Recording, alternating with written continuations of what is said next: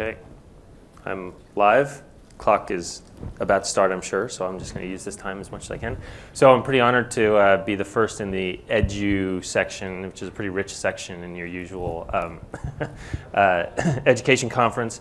When I was thinking about how I describe what we do after the speakers last night and the panelists, I don't know how many of you saw the panelists, but they described this East Coast, West Coast thing. And I think Education Elements is kind of like if Tupac and Jay-Z had a baby. We're kind of a blend of the East and West Coast versions of education technology. And in that conversation last night, they talked about how, you know, the East Coast represents a selling to schools kinds of mentality, and the West Coast in EdTech really represents this technology driven, disruptive software kinds of approach. And we're really the best of both worlds in that we are thinking about the superintendents and the buyers in the schools, but we're also thinking about the users and how to make products effective for them and engaging for them and enable them to use the technology and not presume that it's going to be forced upon them. So the first thing, oh, that's not the right button. There we go. So in terms of talking about the buyers and what's in the mindset of the people that we're talking to in superintendents, these are some of the problem sets that superintendents are dealing with. They've got a high degree of teacher turnover and churn, and they're trying to figure out how do they implement processes and instructional methods that can be easy for new teachers to adapt to, and how do they challenge their organizations to do more with a standardized process. Let's see, is this thing? There we go. Second set of problems that they're dealing with are evidenced by this conference here, which is that there is just this incredible growth in the number of solutions and the number of options that schools and superintendents have.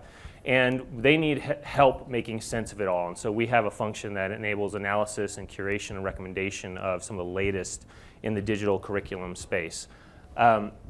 So that's another piece. And then the third piece here that they're dealing with is their infrastructure and their capacities are not really designed to support these innovative instructional models. So new ways of doing teaching, new ways of setting up classrooms, new ways of doing instruction and grouping students are just not really supported by the infrastructure today. And in fact, there's $22 billion in bonds passed that are going to build schools that are really designed to do instruction in older models, which is kind of something that we're really trying to talk about with a lot of our clients.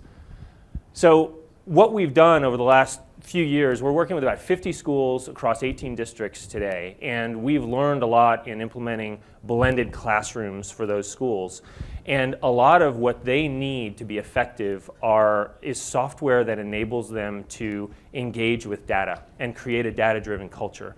And so part of that is catering to the needs of these users, helping students become more engaged with their learning path and the feedback loop that's produced by their engagement with digital content. Another piece is getting teachers comfortable with consuming and using data to make instructional decisions and presenting it in a way that is insightful at first blush so they can engage with it daily in a high frequency way. And then, And then the third way is for an administrator, we really want to help them understand how are the digital content products being used and what is the degree of engagement and how can you correlate engagement with efficacy in terms of academic outcomes. And so when we design something for a superintendent or principal level, it's really helping them understand how are these products being used and how does that correlate to what the results that are coming out are. So we've spent a lot of time thinking about this notion of instructional decision support and how do we help really drive high degree of engagement with data, real insight for students, a user experience that is kind of consumer grade and enables teachers and students and administrators just engage with products without having a lot of context or having a lot of training. And so in that sense, we're really thinking about this West Coast mentality of super easy to adopt software, but we're also engaging at the leadership level to have them understand the value proposition. And so what we've done over the last, I guess, 2 years is understand how schools want to consume and what level of preparedness there is across districts in the nation to actually adopt this really highly integrated blended classroom model, which is fully integrated technology decision making and an instructional process. And the reality is that there are not a lot of schools in the country today that are ready to do that day one across their entire district. But what we've been doing is we've been packaging a combination of software products and kind of consultative capabilities to help them consume and implement a blended classroom capability across the entire district. And the way that that happens is they have to have a common platform for access to digital content and enabling students to engage with their learning experience and access multiple content products and look at their data. You do that across the district initially. Then in that same first year, you start taking a coalition of the willing and the teacher faculty base to engage with data and roll out the dashboard capabilities to that group. And then you do for a couple of schools kind of flagship blended classroom implementations, which is a robust design of instructional capabilities and process, as well as technology and content products that are selected with that. And what we do in that process is build capacity within the district to actually do blended classroom rollouts.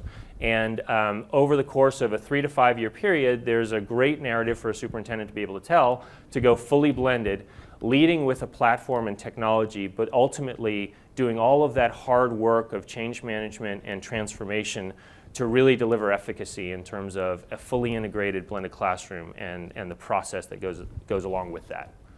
And so this is the team that we've pulled together to do this. Anthony Kim is our founder and CEO. He's got a startup experience. He's built a education technology company, sold it to Edison Learning back in 2008.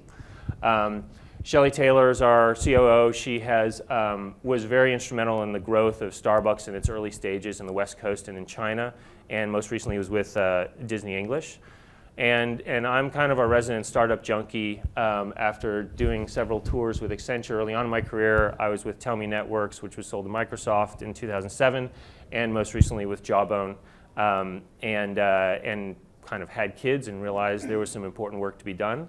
And I'm really proud to be contributing and at this conference presenting to you all. On the money.